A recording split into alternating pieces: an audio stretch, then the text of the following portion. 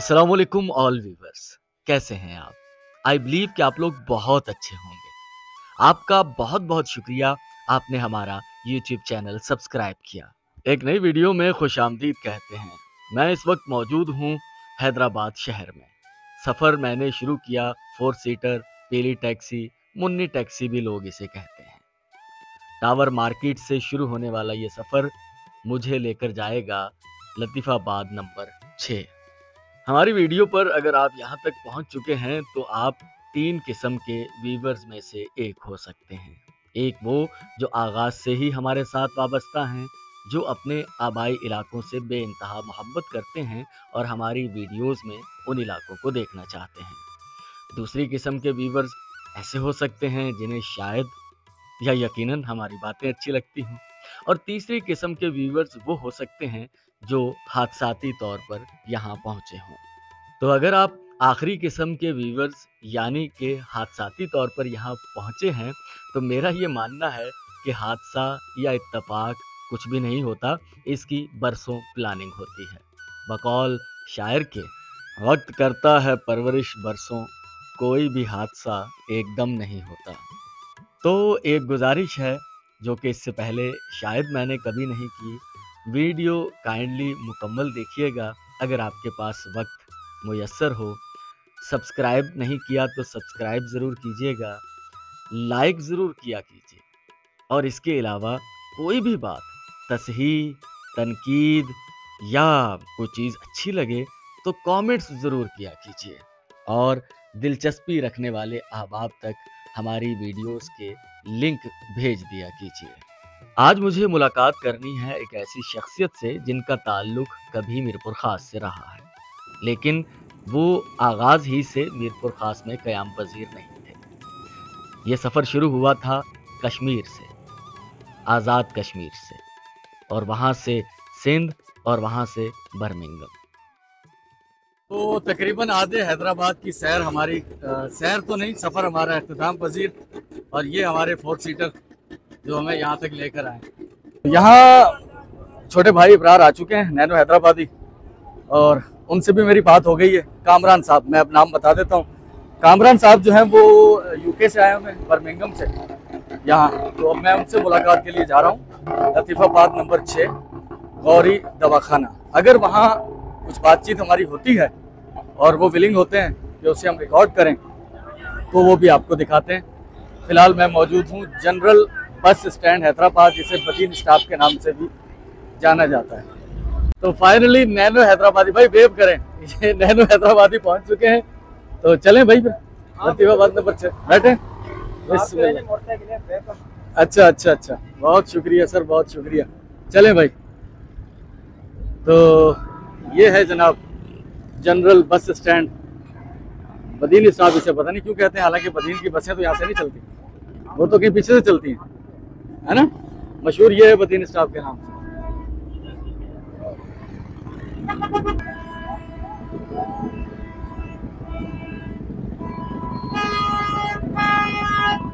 बहुत रश है यार यहाँ पर। और ये जाएंगे मीरपुर खास लेन।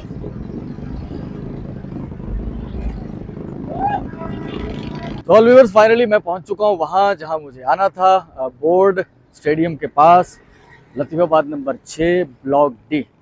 कामरान गौरी साहब से यहाँ मुलाकात करनी है। बर्मिंघम इंग्लैंड से आए हुए हैं। इल्म हिकमत का काफ़ी उनका सिलसिला है और काफ़ी पुराना कुछ, तो उनसे कुछ डिटेल मुलाकात होने का इम्कान है। तो आप में से भी हो सकता है बहुत से लोग उन्हें जानते हैं, उनका मीरपुर खास से क्या ताल्लुक़ है, इंग्लैंड कैसे पहुँचे, इल्म हिकमत से उनके ख़ानदान का क्या ताल्लुक़ है, ये सारी बातें Latifabad number 6 block D board stadium के पास।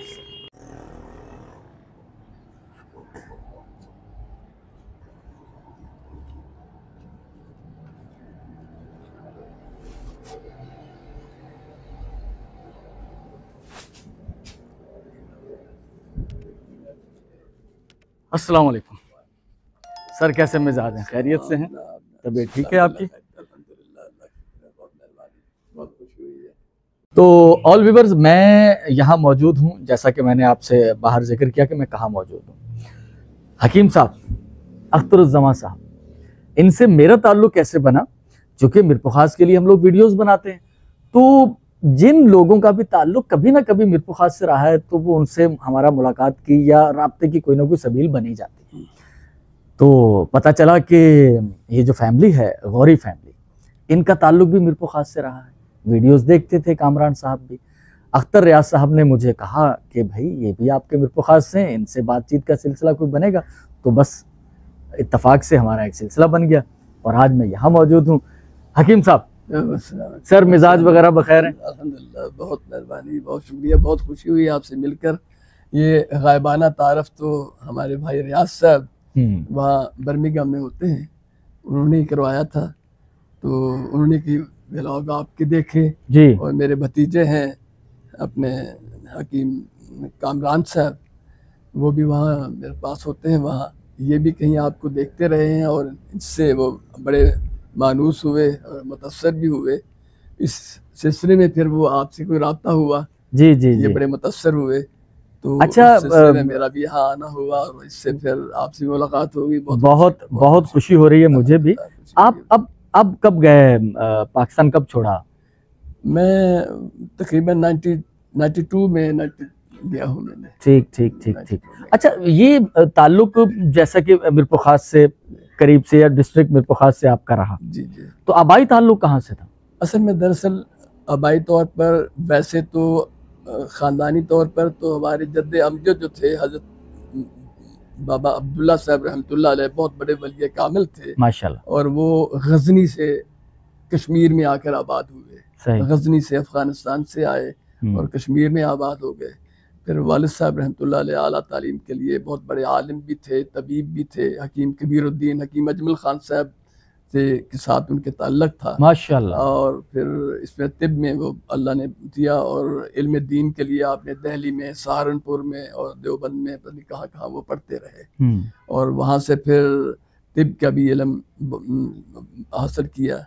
और वो ख़ानदानी हमारे विरसे में तिब जो है वो चली आ रही है, बाप दादा से ये कम चला आ रहा है। हमारे दादा भी थे, वो भी हकीम तबीब बहुत बड़े थे। इस तरह ये सिलसिला चला आ रहा है।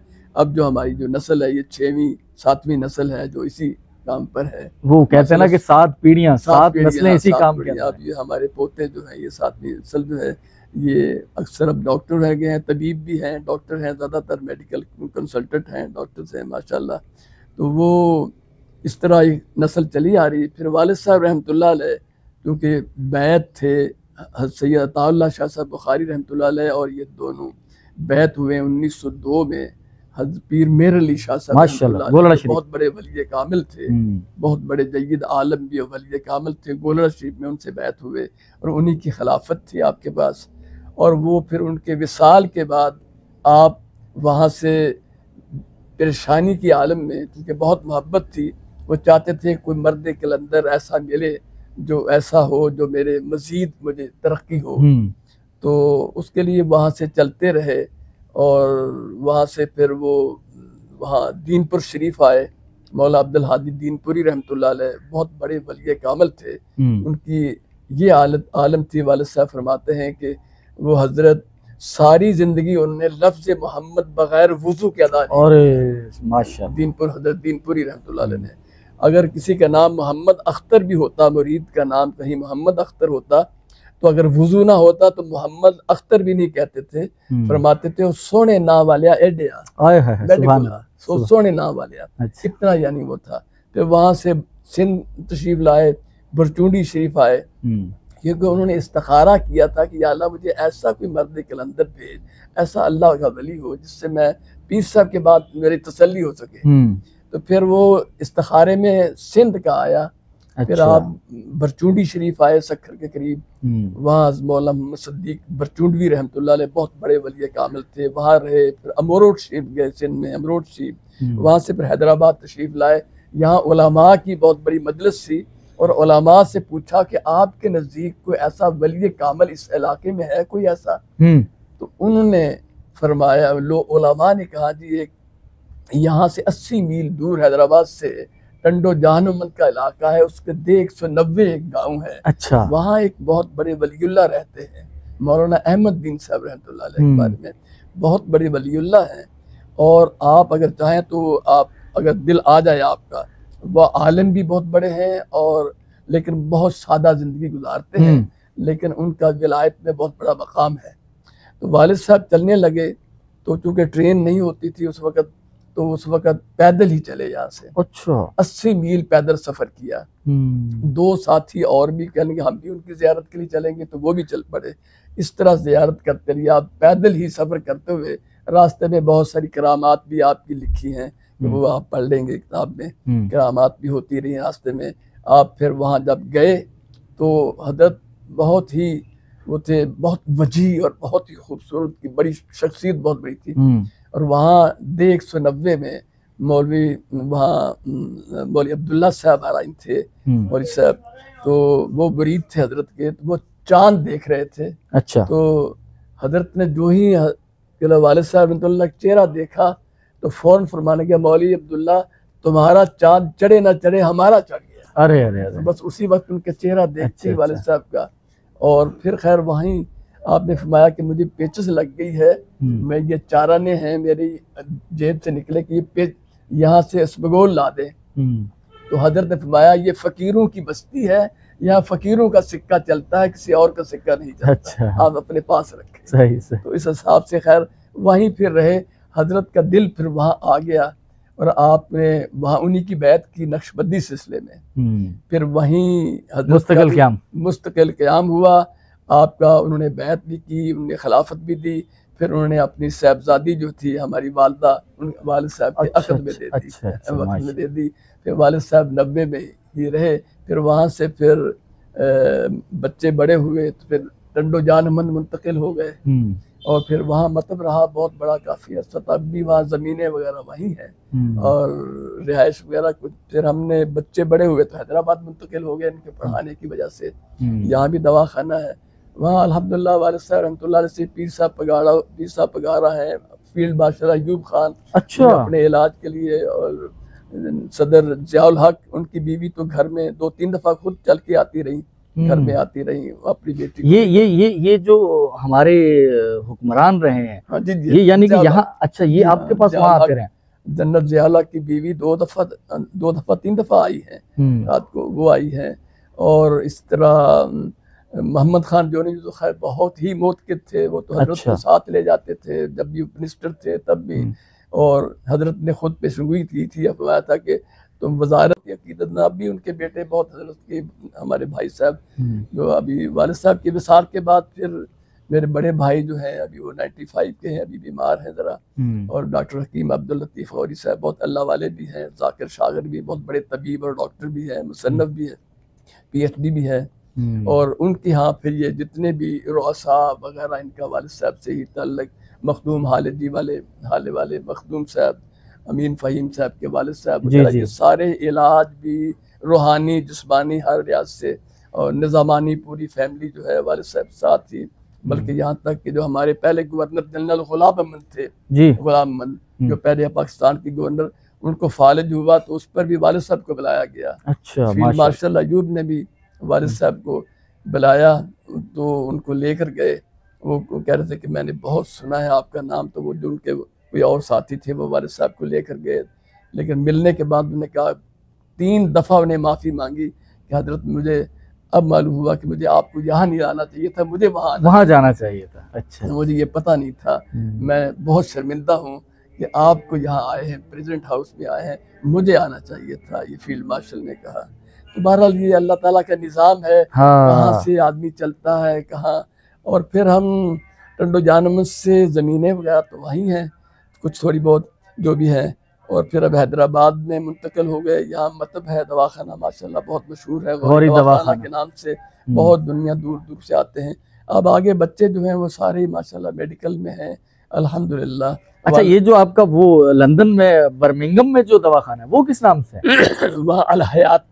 अच्छा। वालिद साहब के नाम, सॉरी, वालिद साहब के नाम पर है अल हयात। उसे आप देखते हैं? मैं होता हूँ, मेरा बेटा होता है, ये मेरे भतीजे हैं कामरान, ये भी हैं। वहाँ 5-10 आदमी 8 आदमी काम करते हैं अल्हम्दुलिल्लाह। अल्हम्दुलिल्लाह सुबह से शाम तक काफ़ी दूर दूर से यूरोप से लोग बहुत आते हैं, फ्रांस से, वहाँ से, हॉलैंड से, जर्मनी से, और नॉर्वे से ज़्यादा मरीज़ आते हैं, और इंग्लैंड की चारों तरफ से, लंदन वगैरह से वहाँ। अच्छा, मतलब ये कि शफा का सिलसिला अल्लाह ताला की तरफ बस से अल्लाह ताला अच्छा के चल रहा हाथ में है, बुजुर्गों का है। नाम है, उनकी दुआएं हैं। हम तो बस ऐसे बहरूप से है, लेकिन बुजुर्गों की बरकत है, हकीम उनकी वजह से। अख्तरुज़्ज़मा साहब, जी अल्हम्दुलिल्लाह। तो तो बस वो मतलब वहाँ करते हैं, हाँ, और साथ वहाँ मैंने एक दीनी अदारे भी कायम किए हुए हैं। वहाँ एक माशाल्लाह। जामिया अल हुदा के नाम पर बहुत बड़ा अदारा है, हम्म, जो 250 कमरे हैं उसके, और 200 अच्छा, से ज़्यादा बच्चियाँ वहाँ रेजिडेंशियल माशाल्लाह हॉस्टल है, माशाल्लाह। जिसमें हम वहाँ GCSE कराते हैं बच्चियों को। बच्चियों को 12 साल की बच्ची लेते हैं, GCSE कराते हैं, और उसके बाद A लेवल कराते हैं, IT कराते हैं, उसके साथ आलिमा का मुकम्मल कोर्स कराते अरे हैं। सर वाह, जब वो बच्ची GSC माशाल्लाह। करके फारिग होती है, उससे दौरा हदीस कर लेती है बच्ची, और साथ खाना पकाना भी सिखाते हैं। और इस तरह अल्हम्दुलिल्लाह बड़ी दूर दूर से बच्चियाँ, यूरोप की बच्चियाँ आती हैं पढ़ने के लिए। वहाँ भी नॉर्वे की बच्ची हैं, फ्रांस की हैं बच्ची, गैर मुस्लिम, नौ मुस्लिम जो बच्चियाँ हैं बहुत ज़्यादा हैं। दीन की यानी कि मतलब हिकमत के साथ साथ अल्हम्दुलिल्लाह दीन की बस खिदमत भी अल्लाह ताला बुजुर्गों की ले वजह रहा है। से जी जी अल्हम्दुलिल्लाह जी सही सही। वो ये निस्बत ख़ानदानी चली आ रही है। यहाँ भी अल्हम्दुलिल्लाह जो हमारी कोठी थी, यहाँ जिसमें हम रहते थे, वालिदा वालिद साहब, यहाँ ही लतीफ़ाबाद में, उस मकान को हमने बेचा नहीं। उसको हमने, वालिदा क्योंकि बहुत ज़ाहिदा खातून थी, 3000 दफ़ा दुरूद शरीफ और 10 पारे रोज़ाना पढ़ती थी, माशाल्लाह। इस तरह और अज़कार थे। तो हमने वो उस मकान को मदरसे में तब्दील कर दिया। अच्छा, तो मेरे सुभान अल्लाह। कज़न थे हकीम मोहम्मद अमीन साहब रहमतुल्लाह अलैह, अभी विसाल हो गया, वो मदरसा चलाते थे, और भाई साहब, भाई अब्दुल लतीफ़ साहब हमारे वो सरपरस्त थे। तो यहाँ अल्हम्दुलिल्लाह 200-400 बच्ची, 300 बच्ची है, अभी ये पढ़ते हैं, पढ़ रही किस है। किस नाम से मदरसा हो? या जब जामिया शम्स नूर, अच्छा, जामिया शम्स नूर। शम्स नूर नाम था। अच्छा, तो वालिदा माशाल्लाह। ही के नाम पर उसको मदरसे में शिफ्ट कर दिया, 3 मंजिला वो बिल्डिंग बन गई है। और यहाँ हमारे यहाँ हैदराबाद में ये सबसे पहला या दूसरा ये शम्स नूर ओरिएंटल कॉलेज भी है ये। अच्छा, और माशाल्लाह। गरीबों के इलाज के लिए गाड़ियाँ रखी हुई हैं, जो गरीब इलाकों में जाकर वो इलाज भी करती हैं। माशाल्लाह। यहाँ भी मदरसा है। ये हजरत की दुआएं हैं बुजुर्गों की, कि मखलूक की खिदमत के साथ साथ दीन का काम होता चला वो भी जा रहा अल्लाह है। ताला ले रहा है। अल्लाह ले रहे हैं, अल्लाह आइंदा भी लेता रहे, आप दुआ करें। तो ये दोनों काम टूटा फूटा चलता रहता है, असल नहीं में नहीं, बहुत बुजुर्गों की वजह से। बहुत अच्छा काम आप कर रहे हैं, और वाकई खुदा की राह में, खैर मैं क्या कहूँ, छोटा मुंह बड़ी बात, ये अल्लाह ताला और अल्लाह ताला के जो नेक बंदे हैं, उन्होंने कहा हुआ है कि अगर आप अल्लाह के काम के लिए लगते हैं तो अल्लाह ताला आपकी ज़िंदगी के दिन बदल देता है, और बहुत सारी राह की परेशानियां, खुदा की मदद और नुसरत हासिल होती है। तो अल्लाह ताला के नेक बंदों का चलाया हुआ ये सिलसिला न सिर्फ हैदराबाद में मतब की शक्ल में, मदरसे की शक्ल में, कॉलेज की शक्ल में, बल्कि यहाँ से निकलकर यूरोप में, इंग्लैंड, बर्मिंघम में, वहाँ भी मदरसा चला रहे हैं, मतब चला रहे हैं, यानी कि दीनी और दुनियावी दोनों काम। हकीम अख्तरुज़्ज़मा साहब, सर बहुत शुक्रिया, आपकी तरफ से दी गई किताबों का तोहफा मुझे मिला है, उसे पढ़ेंगे और वक्तन फवक्तन वीडियोस में जिक्र भी करेंगे इंशाल्लाह। होगा आपका। बहुत ही शुक्रिया, मुझे आपसे मिलकर बहुत खुशी हुई है। गायबाना तारफ सा ये ख्वाहिश थी कि मुलाकात हो, तो मुझे मैं कामरान का भी, भाई रियाज साहब जो बर्मिंघम में, उनका बहुत बहुत मशकूर हूँ कि उनकी वसात से आपसे मुलाकात हुई, और बहुत सारी पुरानी बातें कि मीरपुर खास से ताल्लुक है। तो ऑल व्यूअर्स, आपका भी बहुत बहुत शुक्रिया, हमारी सारी गुफ्तगू सुनी, और हो सकता है कोई कनेक्शन आपका भी बन पाए, क्योंकि मेरा यहाँ आने के बाद मुझे पता लगा कि हकीम साहब का पुराने ताल्लुक जो है वो डिगरी, मीरपुर खास डिस्ट्रिक्ट और इस तरह के इन इलाकों से रहे हैं। मुझे इससे पहले इतना इल्म तो था कि मीरपुर खास से कोई कनेक्शन तो है, वो कनेक्शन काफ़ी डिटेल में डिस्कस भी हो गया, और बाकी सारी बातें तारुफ भी आपने सुन लिया। तो बहुत शुक्रिया Hakeem sahab, thank you thank you thank you. Allah ताला आपको भी सेहत दे, और भाई जो बीमार हैं अल्लाह ताला उन्हें भी सेहत कामिला अता फरमाए। तो इंशाल्लाह इसमें कुछ और चीज़ें वीडियो में ऐड हुई तो वो कर देंगे, नहीं तो आपसे इजाज़त चाहेंगे। बहुत शुक्रिया आपका।